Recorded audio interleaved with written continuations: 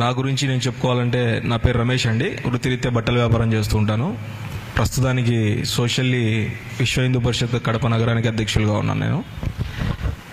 నా ఓటు నా హక్కు ఎంతమంది సరిగ్గా నిర్వర్తిస్తున్నారనే విషయాన్ని పక్కన పెడితే, ఎంతవరకు మానవుడు తన ఉనికిని మరిచిపోయి ఎంత దిగజారిపోయాడంటే, అమ్ముడుపోయే వరకు, బానిసత్వం వరకు, సంఖ్యలు తెంచుకుని పైకి వద్దామనే ఆలోచనలో కూడా లేనంతగా దిగజారిపోయారు. ఎంతవరకు నిజమంటారు? దీన్ని తెంచుకొని మనం పైకి రావాలంటే ఏం చేయాలి? ఒకరిని చూసి నేర్చుకోవడంలో తప్పేమీ లేదు, అది మనకు చిన్నతనము కాదు. నా అనుభవం పెద్దలు చెప్పినట్లుగా పెద్దగా లేదు, కానీ నేను చూసినంత వృత్తిరీత్యా నేను తిరుగుతుంటాను కాబట్టి ఒక రాజస్థాన్ రాష్ట్రం గురించి మాట్లాడతాను. మీరు ఎప్పుడైనా గమనించండి, రాజస్థాన్లో ఒక్కసారి వచ్చిన ప్రభుత్వం మరి ఇంకోసారి రాదు. ఇప్పుడు ఫర్ ఎగ్జాంపుల్ ఏ అనే పార్టీ ఇప్పుడు గెలిచిందంటే నెక్స్ట్ టైం బి అనే పార్టీ గెలుస్తుంది, తర్వాత మళ్ళీ ఏ అనే పార్టీనే వస్తుంది. అక్కడి ప్రభుత్వం ప్రజల చేతుల్లో ఉంది. అక్కడి ప్రభుత్వం ప్రజల చేతుల్లో ఉంది. మిగతా రాష్ట్రాల్లో ప్రజలు ప్రభుత్వం చేతుల్లో ఉన్నారు. అంటే ఏమని అర్థం? ఇక్కడ వాళ్ళు స్పృహలో ఉన్నారు, మన స్పృహలో కోల్పోయాం. వాళ్ళు ప్రభుత్వాన్ని తన ముట్టిలో అంటే పిడికెల్లో బిగించుకొని ఉన్నారు. అంటే ఒక్కరికి చేయవలసింది నెక్స్ట్ వచ్చే ప్రభుత్వం మళ్ళీ ప్రజలకి ఇంకా ఏం మేలు చేస్తుంది, ఎంతవరకు లాభాన్ని చేస్తోంది అనే ఒక ధోరణిలో వెళ్తుంది అక్కడ. వారి యొక్క రాజస్థాన్ వారి యొక్క ఆలోచన ధోరణి. అక్కడ ఒక సామెత కూడా ఉంది, జైసా ఖాన్ వైసా పాన్ అనే. వారు తినే తిండి విధానాన్ని కూడా మనిషి యొక్క ఆలోచన మారుతుంది. తినే తిండి విధానం కూడా మనిషి యొక్క ఆలోచన మారుతుంది.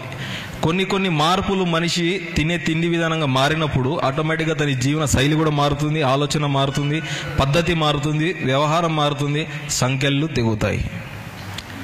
తనని తాను అమ్ముకోవడం, ఒక స్త్రీ ఏదో అమ్ముకున్నది దానితో సమానంగా మనమే అసహించుకుంటూ ఉంటాం. ఇప్పుడు మనం ఉన్నది భారతదేశంలో, భరతమాతను మనం ఎంతగా కాపాడుకోవాలా అనే దేశభక్తితో ఉన్న చాలా మంది కూడా అదేవిధంగా తన కుటుంబాన్ని, తన యొక్క హక్కుల్ని, తన యొక్క ఉనికిని కాపాడుకోవాలనే ఆలోచన ప్రతి ఒక్కరిలో కలిగే విధంగా చేయాలి. ఇక్కడికి వచ్చి ఏదో మాట్లాడారు పెద్దలు అని చెప్పేసి మన పవన్ గారు అందరినీ పిలిచారు, అందరూ బాగానే మాట్లాడుతున్నారు, సలహాలు ఇస్తున్నారు, సూచనలు ఇస్తున్నారు. ఎంతవరకు సమాజంలో వారి యొక్క బాధ్యతను నిర్వర్తిస్తున్నారు అనేది కూడా మనము ఆలోచించాల్సింది. ఇప్పుడు మన వరకు మనం చేస్తున్నాం, మన తరం తర్వాత తరానికి మనం ఏం నేర్పిస్తున్నాం? ఇప్పుడు సార్ చెప్పారు, వారి కొడుకుకి ఓటు వేపించారు, ఓటు అంటే ఏందో తెలియదు అని చెప్పేసి. అలాంటి వాళ్ళు చాలామంది ఉన్నారు. కాబట్టి ముందు మనం తెలుసుకుందాం, మనం మారదాం, మన తర్వాత తరాన్ని మారుద్దాం, మన చుట్టుపక్కల ఉన్న వాళ్ళందరినీ కూడా మార్చేదానికి కొంచెం సమయం సమాజానికి ఇచ్చి కూడా మార్చేదానికి ప్రయత్నం చేద్దాం. ఖచ్చితంగా ఇవ్వాలని లేదు, ఆలోచన కలిగిందంటే ఆటోమేటిక్గా సమయం అనేది ఇవ్వగలుగుతారు. ఇచ్చినప్పుడు ఆటోమేటిక్గా మారిపోతారు. సమయం ఇచ్చి మనతో పాటి కలుపుకొని సమాజాన్ని ముందుకు తీసుకెళ్దాం. సద్గుణంతో, సద్భావనతో, మోడీ గారి డైలాగ్ అనుకోండి, ఏమైనా అనుకోండి, సబ్కే సాత్ సబ్కా వికాస్. అందరితో కలిసి వెళ్దాం, కలిసి భరిద్దాం ఏదైనా కూడా. ఇప్పుడు రాజు చేసిన తప్పులు ప్రజలు ఖచ్చితంగా అనుభవించక తప్పదు.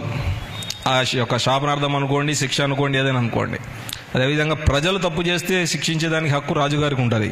ఇప్పుడు రాజు చేసిన తప్పులు ఎవరు అనుభవిస్తున్నారు? ఆయనేమో సుఖాలు అనుభవిస్తున్నాడు, కానీ ప్రజలే కదా అనుభవించేది ఆ దుఃఖాలని. కాబట్టి సరైన నాయకుడిని ఎన్నుకుందాం.